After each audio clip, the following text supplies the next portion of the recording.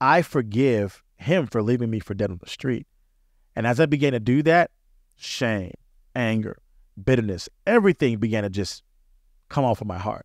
I know that there's somebody watching this or listening to this where maybe something was done wrong to you. Yeah. Intense betrayal, 100%. Intense trauma through acts of injustice and have not paid the consequences for it, or maybe they have. You're trying to reconcile that, try to bring that to God. Maybe you haven't. Maybe you've buried it under the rug and just said, oh, well, it's under the blood. We don't have to revisit it. It's too painful to revisit. What is your wisdom for somebody that is going through that? If there's an ounce of bitterness in your heart, shame, condemnation, doubt, anger, when you begin to surrender whatever is holding you back, God will replace it with something eternal. Joy is your portion, especially if you're going through pain, trauma, or tragedy. I believe what your blood gave access to, it's for signs and wonders and miraculous power for now. But a great miracle and a great miraculous sign and wonder would be your kingdom coming to earth and making all the wrong things right. God has just shown me to not allow the pain to keep me stuck, but for the pain to bring me purpose. Okay, so I want to actually like show you Caleb's legs. So hold on. Are you just doing that? Yeah, I'm just gonna. Okay, so give us like a little like prosthetic tour, I guess. Oh, it's not focusing. What is up? Hey, everyone. If you are listening to this is the Graves podcast. If you are watching on YouTube, which, by the way, you should go and like and subscribe on our YouTube channel. You just type in Caleb and Claudia and you'll see us pop up. But thank you so much for joining us. This channel or podcast, if you're listening, exists to empower Christians in all walks of their faith to overcome apathy and casual living by providing biblical truth and purposeful wisdom for a transformed life. Yeah. So we're happy that you're with us. Thank you for joining us. Today, I'm actually interviewing my husband for our part 2 series of his story. So if you haven't already seen the first video, we'll go ahead and link it so that way you can go ahead and watch that. Definitely watch that one first before you watch this one. Or if you're listening, go back, get out of this episode, go back and listen to the last episode, and then watch this one because it's a continued conversation of what happened to Caleb Graves. He lost his leg in 2011 to a drunk driver who just hit and ran. So just to kind of sum up a little bit of what we talked about in the last segment, and you were only 21 years old, but you were in a place of worship. You were at a On Fire youth group, and you were leaving church that night after a powerful night of worship. The presence of God was tangible in the place, and you went from being in a place of his presence to a place of pain, is how I heard you say that. You came out and you were really being a good Samaritan. You were coming out and helping 2 guys on the side of the road. You actually heard a voice. Go whisper. You heard a whisper tell you to get out and to help these guys on the side of the road. And that same voice that you heard tell you to get out and help these guys was the same voice that said, turn around. You turn around and there's a car coming at you at 60 miles an hour or something like that, pins you against this car. You immediately lose your leg, and then you're in the hospital room. You're asking a bunch of questions, like I'm sure many of us would. Considering that circumstance, and you're just crying out, why? Why, God? Why did you allow this to happen to me? Why did I lose my leg? Am I going to ever drum again? This guy that hit me, who is he? Why was he driving drunk? Why would you allow something bad to happen to somebody good? Why would you allow something tragic to happen to your son? And then you concluded with, you have a vision. You have a vision of Jesus in the hospital room, and he just shows you the cross. What did you hear God tell you? And then let's go ahead and move into part 2. God, he answered me with a vision. And then as I see this vision of Jesus on the cross, see, my question was, how could you allow something like this to happen to your son? I'm his child. I'm into the fold. I've accepted you as my personal Lord and Savior. So I am walking in sonship. So I identified as a son, right? Which we all should do when we are walking with the Lord. That was my question. How could you allow something like this to happen to your son? And Jesus was shown to me in my hospital room. Jesus on the cross. I saw a vision. God shows me his son and then answers me and says, I did allow something bad to happen to my son. And he was perfect. He was the definition of perfection. I allowed something bad to happen to my son for your good. What happens after that? So after that, I am wrecked. I feel I'm wrecked. So as soon as I set my eyes on Jesus, I see this, I think it's like an open-eyed vision. He shows me the cross. God shows me his son on the cross. Every doubt that I had, every question that I had, even some of the bitterness that was creeping into my heart from a man leaving me for dead on the street, I'm angry. I'm like, how could this happen to me? What? Yeah, I'm even mad at the guy who hit me.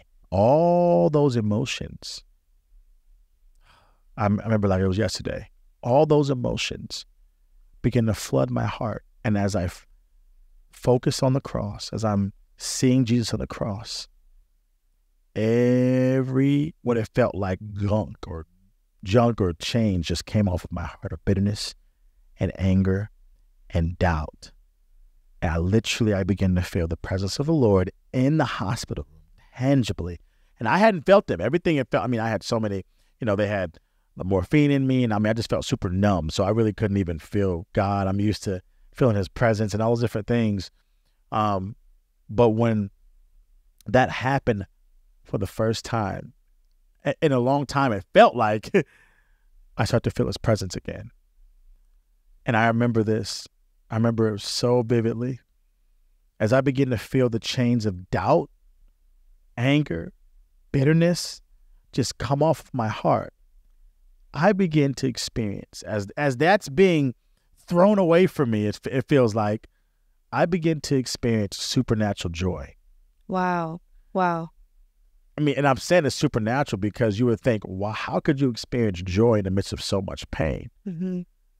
Well, when I read in his word that for the joy that was set before you, who was Jesus's joy? It was me. And so when I realized that I was the central focus of Jesus's joy, I can now have supernatural joy through pain. And you're talking about the verse where it says the joy set before him, for he endured the cross. He endured the cross. So the joy that was set before him was us. And so he endured Calvary. Endured Calvary for us. So I'm seeing this picture of the cross, and I'm going, oh my Lord. So I begin to, and it was, this is the cool thing about miraculous healing, is that I was physically healed on the scene of the accident, but I was spiritually healed in the hospital. God began to do something and he healed my heart. He was starting to heal my leg on that cold cement, but he started the process of healing my heart in the hospital. And so when that happens, I just began to scream out. I remember this. They thought I was crazy. I raised my hands and I go, God, I forgive Miguel. That was his name, the man who hit me and left me for dead on the street. Now, obviously they hadn't found him, but as a sign of surrender and as a sign of surrendering all my anger and my bitterness, through my mouth, I proclaimed and declared that I forgive Miguel. I forgive him for leaving me for dead on the street. And as I began to do that, shame, anger, bitterness, everything began to just come off of my heart. And I'm here to tell you, I'm telling you right now, that if there's an ounce of bitterness in your heart, shame, condemnation, doubt, anger, when you begin to surrender whatever is holding you back, God will replace it with something eternal. Wow. Why? He will replace it with something eternal. And for me, that was joy. Joy is your portion. It was my portion, and I'm here to tell you that joy actually is your portion, especially if you're going through pain, trauma, or tragedy. So I'm there, and I'm screaming out, God, I forgive Miguel. God, I forgive Miguel. And I'm just feeling his tangible presence in the room. And the nurses begin to walk in the room, and they're weeping and crying because they're feeling the presence of the Lord as well. Wow. They're weeping and crying. And my church in the hospital. I know, literally. And my friends were in the room too, and they had to go lead a church service, and they wanted to stay because they said, God is here. We don't even want to go to the church building because God is here. He is here in this place. And so I'm experiencing that, and it was the transformative power of the cross. It's what I experienced. I leaned into the transformative power of the cross. And so I had this supernatural experience, and now the news crews want to meet with me. And I remember, I forget which news crew it was. I think it was like CBS or something like that, Fox 5 or whoever it was. They come to my hospital room. So I'm still in the hospital. I spent 2 days getting blood put back into me because of how much blood I lost. Wow. So I'm literally, they're getting blood put back into me. And so while that's happening, the news crew wants to interview me. So the first question they ask me, they come in with their big cameras, and I go, Caleb, what would you say to the guy that hit you and left you for dead? There's a huge investigation. We're trying to find him. And I said this, not because it was the church thing to say or the Christian thing to say. I said this with a pure and genuine heart. I looked at the camera and I said, if Miguel was to be caught, or if I were to see Miguel right now, I would look him in his eye and say, I forgive you and I love you. And I remember the camera like shook, like, what? Like even the cameraman was like, oh, what would you say? Like everybody was in shock. They were in shock because of the magnitude of the pain and the trauma that I was going through. Right. But also the magnitude of the love and compassion that I had for Miguel. It was like none other. It was supernatural. It was supernatural. Yeah. And I just to pause right here, even going a little bit back where you were experiencing the supernatural joy, it's crazy because if you know Caleb personally, or if you've ever met him, he is a joy bomb. Like he is just always laughing. He is the life of the party, is just extremely optimistic. It's just who he is. Would you say that it all started here in this moment that you had with the vision? Yeah. Because I think of Isaiah 61. Yeah, I was about to, yeah. Were you going to turn there? Yeah. No, you weren't. Are we that unified? We really are. I was going to turn to Isaiah 61:3. We only read it at our wedding. But I think of Isaiah 61 because what you experienced in the hospital, there was an exchange that happened where you're not necessarily an exchange of the pain. And this even goes to another question I want to ask, and we'll get into that. But, for right now, we'll just stick here. But like, do we believe that God can heal today? Do we believe, like, can your leg, Caleb, grow out right now? Yeah. You know what I'm saying? Can the pain completely subside? Or even in that time, did you have people that were coming in there praying for your leg to grow and all that kind of stuff? I mean, I'd love to touch on that a little bit later, but right now, just talking about joy, I feel like what you described was like an Isaiah 61 reality, where there was beauty for ashes. And I'd love to hear you like read that for the people that are listening. If you're not familiar with Isaiah 61, the person that I know and that people know that know you and what you're really known for, like you're known for a lot of things. Like you're an outstanding drummer, you're a pastor now, and you lead people so well. You're a great communicator, all of that. But a lot of people, what marks them about you is your joy and your compassion.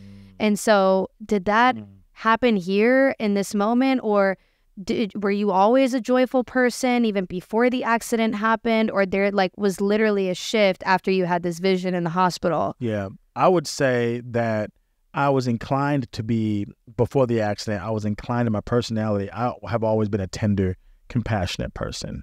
But I was never tender and compassionate in pain. And what I mean by that is I had not gone through something and stayed tender and compassionate or had joy. This was tenderness and compassion and some joy without pain. And so had I always been like that in my regular personality? Yeah. But after experiencing some trauma, tragedy, and pain, and still being like that, I can only attribute it to Jesus and seeing him rightly and seeing him for what he's done for me on the cross. Can you read Isaiah Yeah. 61 for those who like aren't familiar with this? I just think it applies so much to what you described that happened to you in the hospital. Yeah, I have the ESV version. Here it says starting at 61:3, because 61:1 is incredible, and it's also just, you know what, let me start from 61:1. It's fine. Why So it says, the Spirit of the Lord God is upon me. Because the Lord has anointed me to bring good news to the poor. He has sent me to bind up the brokenhearted, to proclaim liberty to the captives, and the opening of the prison to those who are bound, to proclaim the year of the Lord's favor and the day of vengeance of our God, to comfort all who mourn, to grant to those who mourn in Zion. And this is where we get this beautiful exchange from. This is the beautiful exchange that I experienced in the hospital. It says to give them beauty instead of ashes, to give them the oil of gladness, or the joy, right? And the oil of gladness instead of mourning, to give them a garment of praise instead of the spirit of heaviness. Who wants that? I'm telling you, I want that every single day. It's literally, it blows my mind because this is literally your story. Yeah. Like, this is literally what happened. Yeah. Even if you go back to part 1 of his story, when you were on the cement and we talked about this, your desperation leading to adoration, which that was such a revelatory key that you gave. But it is exactly what the word is talking about here, the garment of praise instead of a spirit of heaviness. Yeah. I mean, I can't even imagine being in your position and feeling the heaviness of trauma and tragedy. And in that moment, God gave you a garment of praise. You're in the hospital room. You have every reason to question God. You have every reason to, I mean, even just be bitter. And like, who is this man that left me for dead on the street? And instead having mourning, which granted, there is grief, I'm sure, that came with you losing your leg, which I'd love to ask you that next. The mourning of the loss and grieving, my life is no longer the same after this.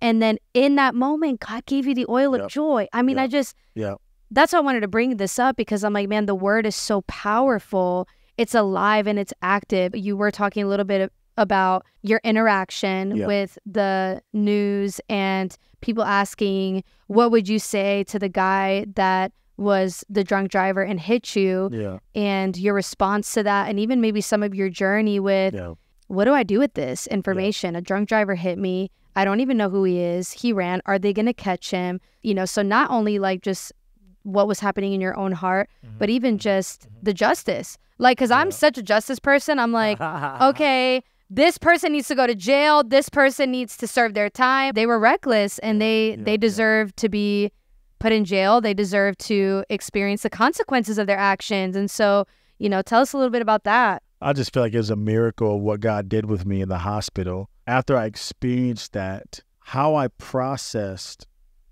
after that and my perspective after that encounter, it changed the way I loved just in general.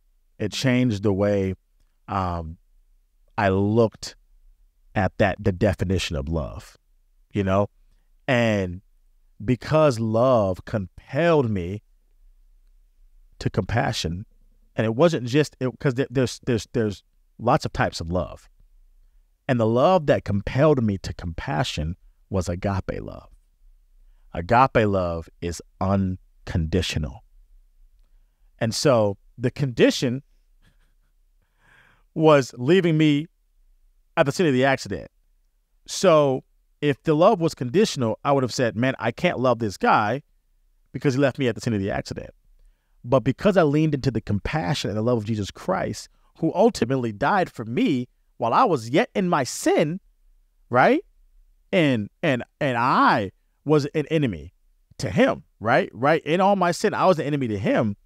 If his love was conditional, and his love was conditional, and if it was conditional, then he wouldn't have died for me, despite of what I did, right? But my point of mentioning this is that the encounter that I had with the cross caused the love in my perspective, the definition of what I looked at as love, to be unconditional, agape. And so I was able to look at Miguel because now my love for him is not dependent on what he did to me on the scene of the accident. Oh my goodness.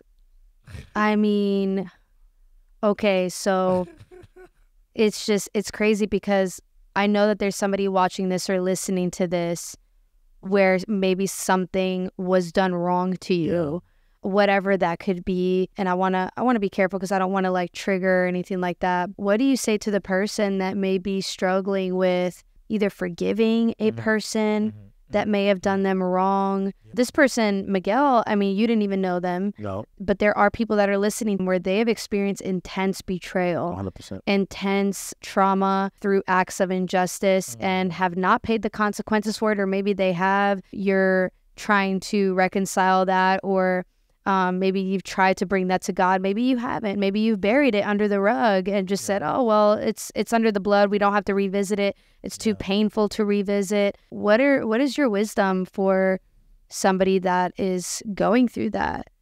I would say this: as God calls us to forgive through the love, the agape love of Christ, our accuser, our abuser, it doesn't mean that you have to be buddy-buddy with them and go, okay, now we can just act like it didn't happen. Right. I think the thing that love, the agape love, does is surrender. I am surrendering what you did to me, even though it was traumatic, whatever that thing is. I am surrendering so that I can be whole. Because whatever this person did to you or whatever has happened has left you broken. And so God wants you to be whole. And in order for you to be whole, you have to release what has made you broken. You have to release it.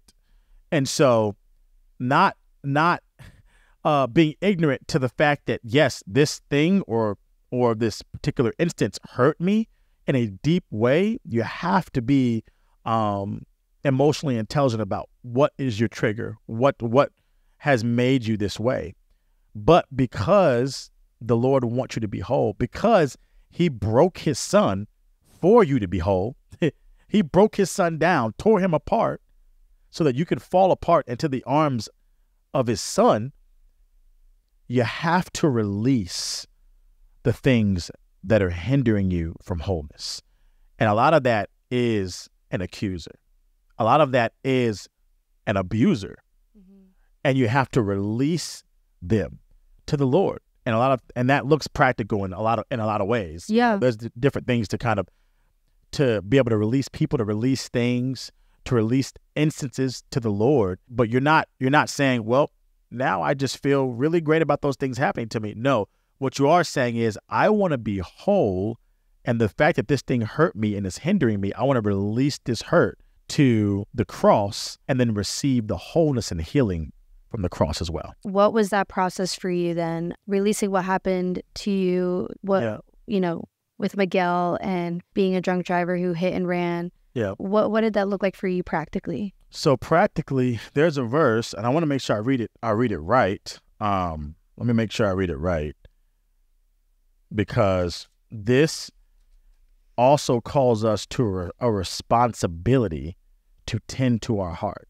All these things are actually, the ball is thrown in our court. So we can be victims, which a lot of us have been victims of something, right? And sit in that victim mentality, or we can use the power of his word to help us rise up out of that victim mentality and draw from the power of the cross. That's so good. Right? So empowering. So empowering. And when you do that, now you have a responsibility to tend to your heart, right? And so this verse, it says this, Proverbs 4, I believe it's Proverbs 4:23, and it says this: keep your heart with all vigilance, for from it flow the springs of life. Now, in some translations, it says the issues of life. And how many of you know that, our heart can have some issues. Our heart, a lot of times, don't want good things. Yeah. Some people go, oh, yeah, he has a good heart. My heart would want justice. I'd be like, put that man in jail, send him to hell. Put that man in jail, send him to hell. Why are you trying to rob, babe? That's hilarious. Okay. But which again, to even her, to my wife's point, is God is perfect at justice and righteousness and mercy. We are not.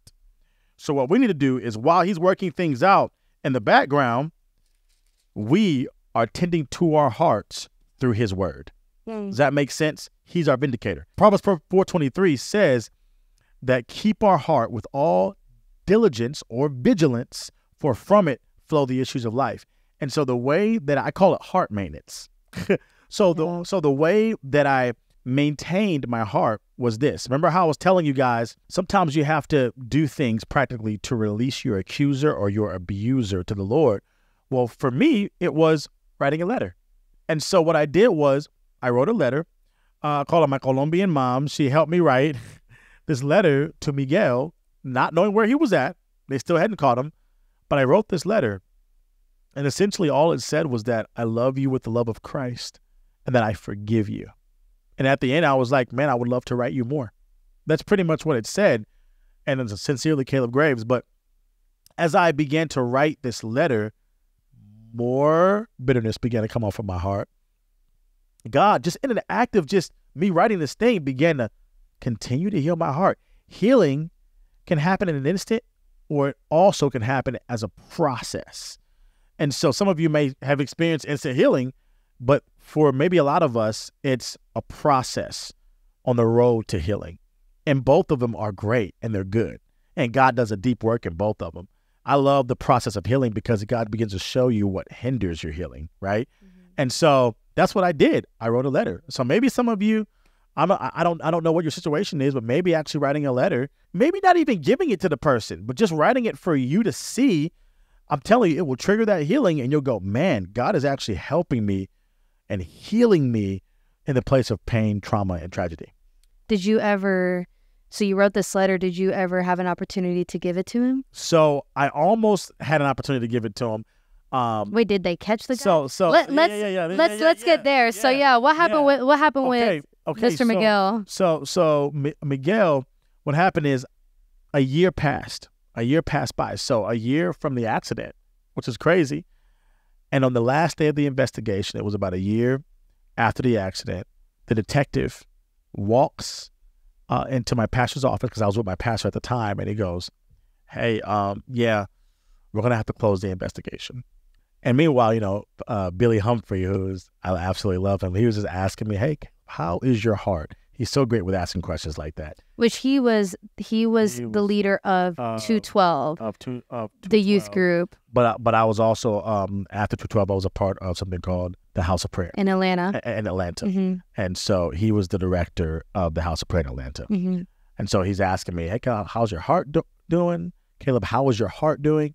And I'm like, I'm good. I think I'm good. And he was asking me, how do I feel towards a guy? And I was like, man, I just want this guy to know Jesus. And meanwhile, I'm still experiencing so much pain, and I'm still bleeding in my socket at this point. It was hard. But anyway, the detective tells us that they're about to close the investigation. The reason why is because Miguel is illegal, and they couldn't find him. They couldn't find Miguel. And so he walks out. My mom is in there with me with Billy, and my mom then walks out. And then within like 5 minutes, she runs back in, and she goes, baby. She was like, they caught Miguel. And I'm like, oh. Wow. So within 5 minutes, the detective saying, hey, we're going to close the investigation. And my mom runs back in and she goes, Caleb, they caught Miguel. And I'm like, hold on, what? And they said they caught him in Charlotte, North Carolina. Wow. They caught him in Charlotte, North Carolina. And the way they caught him was through his kids in the school system. I'm like, wow. Whoa. And so obviously I hadn't seen Miguel at all. Didn't even really know what he looked like except for pictures that they showed on, the news. Some weeks passed by, and obviously they bring him to Georgia, Atlanta, Georgia, which is where I lived. And they had the trial for him, like kind of like the initial trial. And I came to the court. And when I came in, I was thinking maybe I'll have a chance to give it to him. I actually came in on my crutches. So maybe I'll have a chance to give it to him. When I sat down on this kind of pew-like bench in the court, everybody rises and then sits, how they do it in court the judge sits down and they bring out Miguel. And as soon as I saw Miguel, I just started crying because all I saw was a broken man who made a mistake. That's all I saw. And everything that I had even thought about as far as justice, and which justice is great, is good, but all the things that I was even thinking about up until that point didn't even matter except for the love of Christ for this man. That's all that mattered to me. And so I'm seeing a broken man, and I have literally so much compassion for him, but because of the nature of the case, I was not able to like go up to him and give him the letter.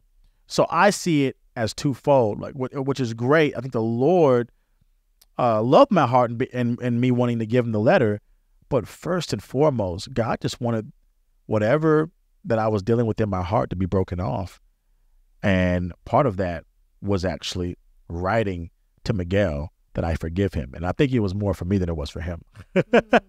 I've done that before as well. Obviously not like in a tragic case like this, but needed to forgive someone that really wrongly hurt me. So I just wrote a letter, and I can agree that it did more in my heart than anything else, because it just allowed me to, again, release. And sometimes when you're even writing something like that, or you're basically doing something practical as an action step to your healing, it actually causes you to really process things that you may not have realized that you processed before until that practical step. And so it's just such an invitation for the Lord to even come into those places of vulnerability, because we're willing. He can do so much with a willing heart. That's it. He can do so much with a heart that chooses to follow his way rather than the way of the world, even in this case, because the way of the world would say, you know, throw the middle finger at him, throw 100%. Him in jail, send 100%. Him to hell, you know. It's just this is another instance where I feel like your story is such a display of the gospel, because how many times have we spit in God's face? How many times did we initiate the cross over and over again by the way we've chosen the ways of the world, or we've chosen to ignore his voice, or we've chosen sin over choosing righteousness? And you made a choice. I mean, and Jesus made a choice. He made a choice in the garden. He made a choice to surrender his will. And he knew even like that Peter would deny him. He knew that he would be at his most agonizing moment, which was Calvary, and that none of his disciples would even be there. Really. That's it. Really. And he still chose me. He still chose me. And so I think about you, and you could have chosen to be bitter at Miguel. You could have chosen to curse him off and to even wish curses upon him and all of that, and you chose forgiveness. You chose to release him to the Lord. You chose to bless him instead of curse him. 100%. And so it blows my mind. It really does. I really want to read this just for context as well. It's in Matthew. My gosh, my Bible is so big, y'all. Matthew 5. So it's in Matthew 5, and this is verse 43. It says, "You have heard," this is Jesus talking, "you have heard that it was said, you shall love your neighbor and hate your enemy. But I say to you," so now Jesus is debunking that thought, "but I say to you, love your enemies and pray for those who persecute you." I want to stop right there, is because all that whole time between even the accident and when he was caught, I was actually praying for him. And guys, I believe that there's something that happens in the realm of the spirit, that as we release our accusers, God is in the background actually vindicating us and bringing perfect justice. Defending us. 100%. When we don't leave it up to ourselves to take vengeance, but it's God's justice and his vengeance that is perfect, that fights for us, I'm telling you, it's always, and it's not messy. It's not messy. When we get involved, it's always messy. And so here it literally says, love your enemies and pray for those who persecute you, so that you may be sons of your Father who is in heaven. So sonship is the basis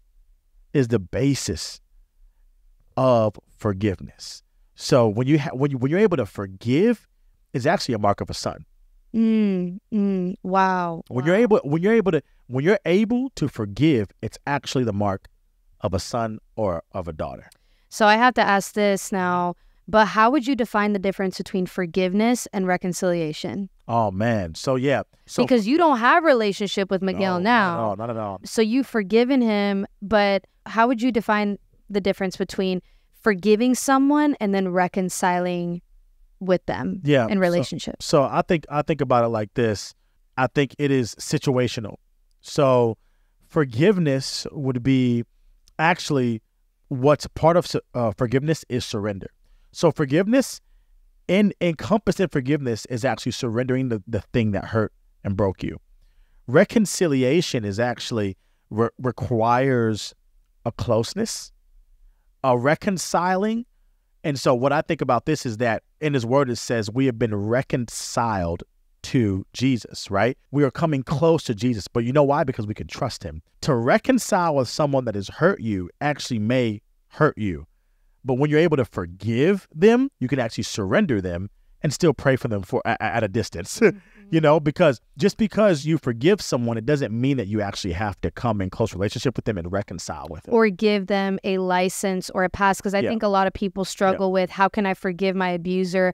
How can I forgive the person that acted with injustice towards me? How can I forgive them? Does that mean that I have to be in relationship with them? They didn't even apologize for what they did or anything like that. And from my understanding, you wrote that letter to Miguel willingly. It wasn't even like he came and was like, I'm so sorry that I did this to you or this happened. It was, just a journey that the Lord led you on so that you could, again, it was heart inventory. 100%. It was a heart check. You know what I'm saying? Like, you wanted your heart to be pure before God. And so you chose to forgive. I even remember this when I was in counseling, when I was going through some therapy years ago. They described this, that forgiveness takes one, reconciliation takes two. 100%. And so forgiveness, as a believer, we're required to forgive. We're required to forgive our enemies. We're required to come up higher and to also not harbor bitterness in our hearts. There's even a quote that says, unforgiveness is like drinking poison and thinking that the other person is going to die. Forgiveness is for me, and I'm releasing that person and blessing them, even as the duty of a believer. But reconciliation takes two people. And by that, it means that it takes two people that are both willing, two people that are both humble enough to surrender, to really just surrender to the Lord. You know what I mean? To surrender to the Lord and even to submit to his definition of love. And sometimes even when there is reconciliation in a specific relationship, it does take time, especially if it's somebody that you know. Like in your case, you didn't know Miguel. But if it's somebody that you know, it does require a huge measure of trust. If there has been betrayal, or if there has been intense amount of pain, or if it is just wisdom to be at a distance with this person, then that really, it just is what it is. You know what I mean? And you can still bless them and release them and maintain boundaries. But 100%. Thank you for touching on that. I wanted to ask you as well, I know we're kind of finishing up here, but what did that year look like, even just of recovery? Yeah, man, it was a tough road to recovery. Honestly, in between that time, it's crazy because my accident happened August 21st, 2011. And in October, I went to something called The Call, and it was on 11/11/11. So I played at The Call because at the time the Lord had burdened my heart for my Muslim brothers and sisters, and I was praying for them and all different things. I had a really good friend as well, but that was Muslim. And so even while I was pussing and bleeding out of my leg, I went to Detroit to play at something called The Call. Which is like a stadium. It's a stadium. It's like a stadium conference. Worship and prayer conference event. And I just thought about this. It's crazy. During that time, my skin was was completely open. And in the hospital, not the hospital room, but in the hotel room. So let me rewind back. When I was at the first session, my friend Brian Williams actually prayed for me. He's a pastor in Ohio. He prayed for me, and the next day my skin had grew on my leg. Oh my goodness! I completely forgot about that until you asked me. I was like, oh my gosh, Yeah, because we unwrapped my leg because I still had to have like a wrap on it. I didn't have my prosthetic leg. And we saw that skin had grown on my leg overnight. Oh my gosh. Yeah. Wow. So like, I just Wow. completely forgot about that. So that was part of the process, is seeing these instances of God like coming through. Like, I'm like, well, this would be awesome if my whole leg grew out. But God was like strengthening my faith as I had faith in him. Like he was giving me these like golden nuggets and sustaining my heart. So way after that, I remember the first time that I had gotten my prosthetic leg. I mean, it was incredible. It was very awkward. And I was still bleeding in my socket. And it was so tough. And I remember during that time going, man, Lord, how am I going to play the drums? Like, this is crazy. And that's the first question that I asked after I lost my leg. Because, you know, guys, I'm a drummer. And it's like something that honestly has kind of helped me get through hard times as well. It's an outlet. And so I remember the first time that I got on a set after the accident, my friends carried me onto stage at the house of prayer. I didn't have my prosthetic. I didn't have anything at that time. They carried me. They put a cinder block on the hi-hat because I couldn't press down the hi-hat. And I played a 2-hour worship and prayer set a month and a half after my accident. Oh my gosh. Yeah, that was crazy. And everybody was crying, and they were like, oh my gosh, what in the world? Like, I mean, it was like a miracle because I was still supposed to be in rehabilitation, right? I got out of ICU. Like, it was tough. I had gotten pneumonia. My fever was at like 106. Man, like my brain could have cooked, and they had to put ice bags on me. And so to see me go from there, that hospital room, ICU, and rehabilitation, to going and worshiping and praising the Lord through my instrument was a miracle. It was an absolute miracle. And again, you see that theme of worship and also prayer. It was those very things that sustained me all throughout my walk with the Lord in the pain and the trauma and the tragedy. I mean, a lot of things happened during that time, but what kept me secure in the Lord was what he did for me on the cross. Wow. Yeah. Wow. Would you say that you believe in healing for today? Like, do you believe that God could grow your leg out? Oh, I 100% believe it. Because 100%. I've heard stories in the Azusa Street revival back in the early 1900s of limbs growing out. Yeah. I'm like, man, these are recorded testimonies of miracles that happen. Have you ever asked God, Lord, could you grow my leg out? Or, oh, yeah. Man, have you ever, like, in times of just over the last 10 years or so, you know, just wondered, man, what would my life be like if I still had my leg? 100%. God, can you heal it? 100%. And, you know, God always, like, gives me, because I'm very imaginative. So, like, I see things in my mind, and I'm a creative. But I'll always ask the Lord, like, man, what if you were to grow my leg out today? Like, this is incredible. But what makes me even more excited is that I can believe and know that he's going to heal me now. But when his kingdom comes to earth, that is going to be another miraculous healing, because now I'm going to have a glorified body. So whether I'm healed now and I encounter him now and my leg grows out now, thank you, Jesus, or in eternal life, I have my glorified body in both legs, man, all of the healing and the miracles are for now and for eternity. And so I can lean into eternity going, I know what I'm going to look forward to, but I can also lean into his miraculous power now and go, Lord, you can heal me now. You can heal me now. So it's living in I wouldn't call it a tension. For some it's a tension, but I think it's living in the middle where you're like, I believe what your blood gave access to. It's for signs and wonders and miraculous power for now. But a great miracle and a great miraculous sign and wonder would be your kingdom. It will be your kingdom coming to earth and making all the wrong things right. Everything that was made wrong, every accuser, every abuser, everything that happened to you, it will be wiped clean. And I think that is a great miracle as well.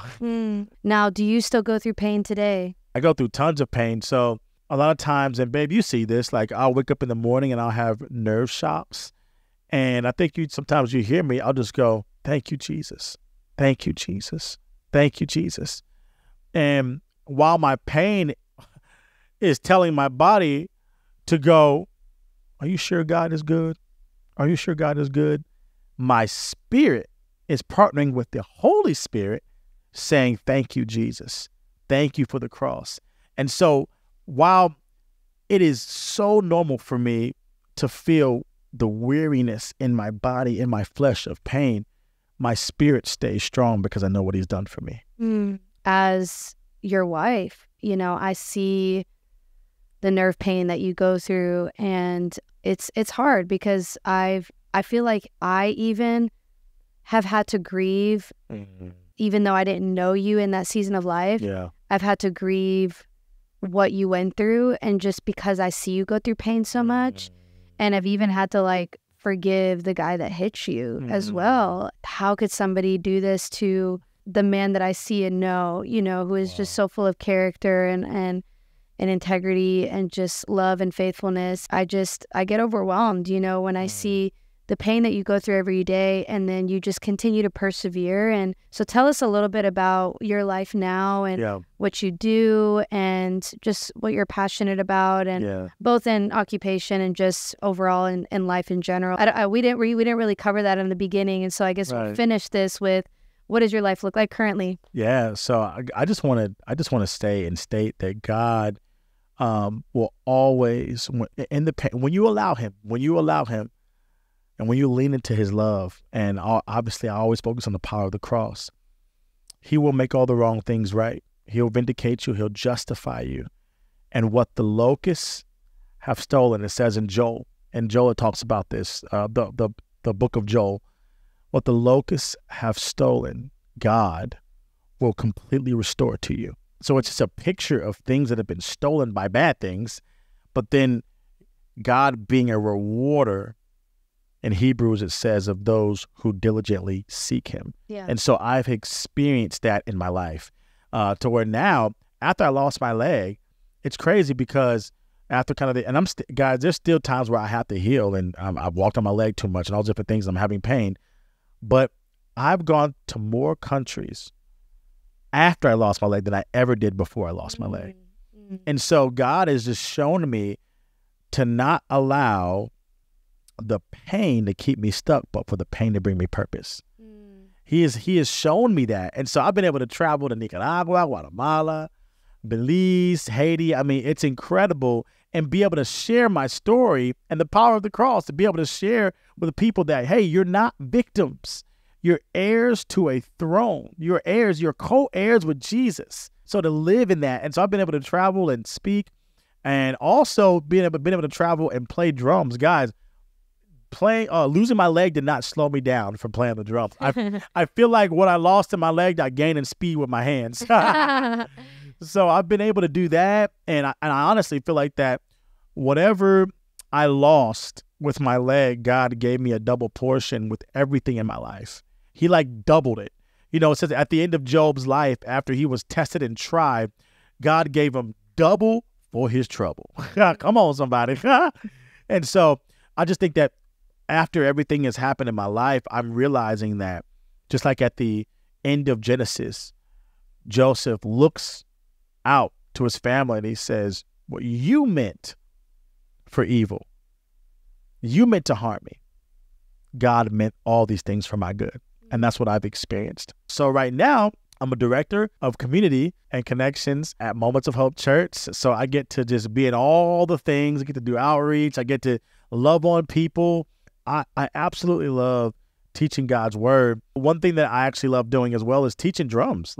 I still teach drums. I don't have as much time to do it, but right now I've been able to just teach and pour into people, and also disciple. I have a heart for discipleship, so I do discipleship, speaking. I'm still playing the drums, and hopefully we can start to travel to some countries like I was doing kind of a couple years ago. Things have slowed down, but I would love to be able to go on another missions trip with my beautiful wife. So that's what I'm doing now. Well, babe, thank you so much for just your heart and sharing your story. There's so many pieces that we can go with it, but just so grateful for how you've allowed the Holy Spirit to really lead and direct your life. And even up until this point, I met you when you were drumming, and after you lost your leg, and you could just see just even wrapping it back to the intro of my last video, you could just see the passion. You could see it was just real. It was so real and it was so authentic. It was true and genuine worship. And then when I heard your story and even, you know, hearing it again, it makes sense because you learned how to worship in the wilderness. You learned how to worship on a cold cement ground where you were bleeding out. And so whether you're on stage or you were on a cement floor, you were in the hospital room, or even you're just at home and you're getting nerve shocks and you've just pressed in and pressed in and pressed in. And so I just honor you for that as your wife. And it's a privilege and honor to be your wife and to just see you continue to walk in the call of God on your life as a leader and director and pastor and person who loves discipleship and all of that. And so cheering you on. And I pray and hope that someone that's listening to this, that you left with keys and that you left with tools. And maybe after this, you're supposed to write a letter. Maybe after listening to this, you need to meet with a counselor and just process some things, or you need to make a phone call, whatever that looks like. Just rooting for you. I'm rooting for you. And whatever it is that has happened to you, or that whatever choices that you have made, you are not too far from the grace of God. And his kindness, his goodness is really better than anything that this world has to offer. Babe, do you have any last words before we close out? Listen, man, you are not a victim. You are a victor.